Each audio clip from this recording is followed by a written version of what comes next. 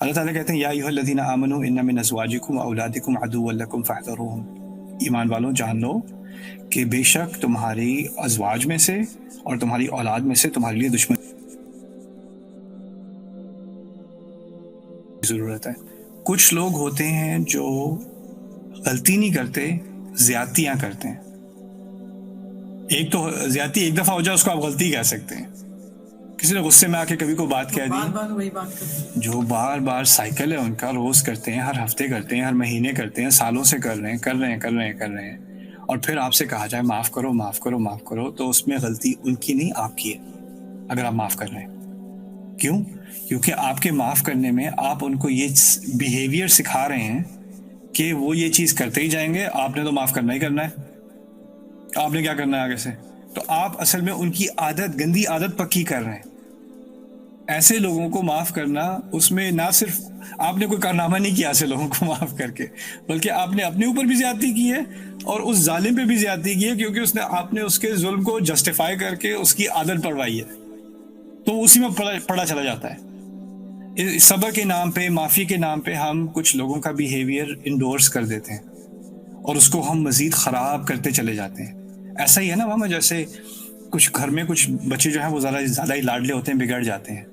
سارے خرچے آپ ان کے کر رہے ہیں، اسکول میں پاس ہو رہا ہے، فیل ہو رہا ہے، کوئی بات نہیں، ادھر میرا بچہ، ادھر میرا بندہ۔ اب اتنی محبت سے اس بچے کی آپ اس کا پورا فیوچر آپ برباد کر رہے ہیں، نہ اس کو کبھی ورک ایتھک سمجھ آنی ہے، نہ اس کو کبھی سمجھ آنا ہے کہ ناکامی کے کانسیکوینسز ہوتے ہیں، جس سے سخت محنت کرنی پڑتی ہے۔ اگر سارے اس کے بل پہ ہو رہے ہیں، اس کو ہمیشہ لڈو کھلائے جا رہے ہیں، وہ جو بھی کرے سب دنیا خراب، میرا بچہ سب سے اچھا، اس بچے نے جب وہ بڑا ہوگا تو وہ زندگی میں ناکام ہوگا، اسے کوئی کام نہیں ہونا اس سے، کیونکہ اس کو کبھی آپ نے اپنے پیر پہ کھڑے ہونے ہی نہیں دیا، اس کو لاڈ میں آپ نے مار دیا۔ اسی طرح کوئی زیادتی کر رہا ہو اور اس کو آپ بس معاف کرے جائیں، تو آپ نے اس کو کرمنل بنا دیا ہے، اس کو تو غلط کام کے کانسیکوینسز کا احساس ہی بالکل نہیں ہے، رائٹ؟ تو یہ دوسرا ایکسٹریم ہے کہ ہم پہلا ایکسٹریم تھا کہ کسی نے کبھی کچھ غلط کیا ہی نہیں، ایک دفعہ اس سے غلطی ہو گئی اور آپ اس کو بالکل ہی آپ نے ایسے کٹ کر دیا جیسے وہ شیطان بن گیا، قیامت کے دن تک وہ شیطان ہی رہے گا،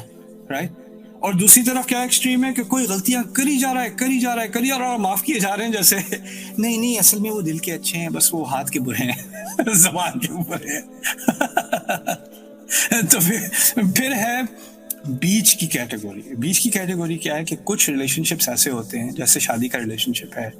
بھائی بہن کا ریلیشن شپ ہے، اس میں اونچ نیچ ہوتی رہتی ہے۔ اس میں یہ نہیں ہے کہ کسی کا کنسسٹنٹلی وہ ایک ہی زیادتی بار بار کر رہے ہیں، لیکن کبھی کبھار کسی سے غلطی ہوتی ہے، پھر کسی اور سے ہوتی ہے، پھر کسی اور سے ہوتی ہے، جھگڑے ہوتے ہیں، کبھی کبھار ہو جاتے ہیں، ٹھیک ہے، وہ ایک ہیومن نیچر ٹائپ چیز ہے۔ اور اولاد میں اور والدین میں ہوتے ہیں، کبھی کبھار جھگڑے ہوتے ہیں، تو یہ نہیں کہ آپ نے ہر دفعہ جھگڑا کیا اب میں آپ سے کبھی بات نہیں کروں گا، اور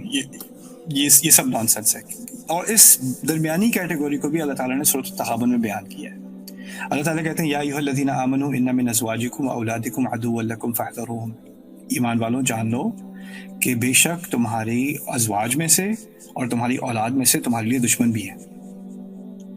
دشمن بہت بڑا لفظ ہے، تو یہ کیوں کہا اللہ تعالیٰ نے اولاد اور ازواج میں دشمن بھی ہیں؟ اگر ازواج اور اولاد ایسے بن جائیں کہ وہ اپنی محبت کے حوالے سے آپ سے اللہ تعالیٰ کی نافرمانی کروانے لگے، آپ سے کہیں کہ نہیں یہ جو انسان جو ہے، بندہ جو ہے، وہ حرام بزنس میں چلا جائے کیونکہ بچوں کو بڑے ایلیٹ اسکول میں ڈالنا ہے، اور بچے نخرے کریں اگر مجھے اسکول میں نہیں ڈالا تو آپ نے میرے ساتھ بڑی زیادتی کی ہے، اب وہ رشوتیں لینے لگے، حرام کمانے لگے، کچھ کرنے لگے، تو جن کی محبت میں کر رہا ہے وہ اس کے دشمن بن گئے، تو لگے گا نہیں کہ دشمن ہے، انہوں نے کوئی گولی پستول نہیں رکھی ہوئی ہاتھ میں، محبت ہے، ایک دوسرے سے گلے لگ رہے ہیں، ایک دوسرے سے ساتھ خوشیاں منا رہے ہیں۔ لیکن اگر آپ ایک دوسرے کو اللہ کی نافرمانی میں انکریج کرتے رہیں اور ایز اے فیملی آپ کے سارے ڈیسیجنز اللہ سے دور لے کے جا رہے ہیں، تو آپ کو پتہ بھی نہیں چلتا آپ ایک دوسرے کے دشمن بن چکے ہیں، اس کے بارے میں بات ہو رہی ہے۔ پھر کہا گیا کہ ان میں سے ہو سکتا ہے کسی ایک فیملی ممبر کی آنکھیں کھل گئی، نہیں ہمیں یہ نہیں کرنا، یہ غلط ہے، ہمیں ایسی پارٹیز میں نہیں جانا چاہیے، ہمیں ایسے نہیں خرچ کرنا چاہیے، ہمیں ایسے کسی کے بارے میں بات نہیں کرنی چاہیے۔ کسی ایک فیملی ممبر نے، بیٹے نے شروع کر دی بات، یا ماں نے شروع کر دی، یا باپ نے شروع کر دی، کسی ایک نے توبہ کر لی، باقی فیملی کیا کرتی ہے؟ اچھا تم بڑے مولوی بن گئے، تم پہ کہاں سے وحی آئی بھائی؟ ان کو دیکھو ذرا، یہ حضرت آ گئے Right? کوئی ایک توبہ کر لے تو باقی ایسے بھڑک جاتے ہیں کہ کیونکہ اب تم ہمیں برا فیل کرا رہے ہو کہ ہم بڑے شیطان ہیں، تم سب سے اچھے ہو،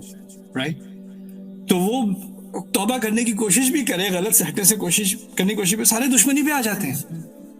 اس کو، تم کیوں اتنے ایکسٹریم ہو گئے ہو، اللہ ایسے تھوڑی کرتا ہے. اس کو لیکچر دینے شروع کر دیں گے، پھر یا اسلام کی تنقید شروع کر دیں گے کہ اسلام میں تو یہ بھی ہے یہ بھی ہے. جھگڑے، لڑائیاں، تنقید، طنز، ایسے بمبارڈمنٹ ہوتی ہے اس پہ، کیونکہ اس نے صرف کہا ہے کہ ہمیں نماز کے لیے اٹھ جانا چاہیے، میں تو اٹھوں گا. وہ اتنی سی بات کر لے،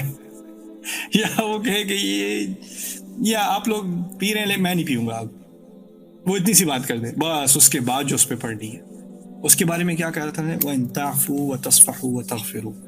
تو اگر تم ایسی حرکتوں کو، وہ ابھی بہتر جانتے نہیں ہیں، کبھی کبھی ایسے کانفلکٹس ہو جاتے ہیں، تم معاف کرتے رہو،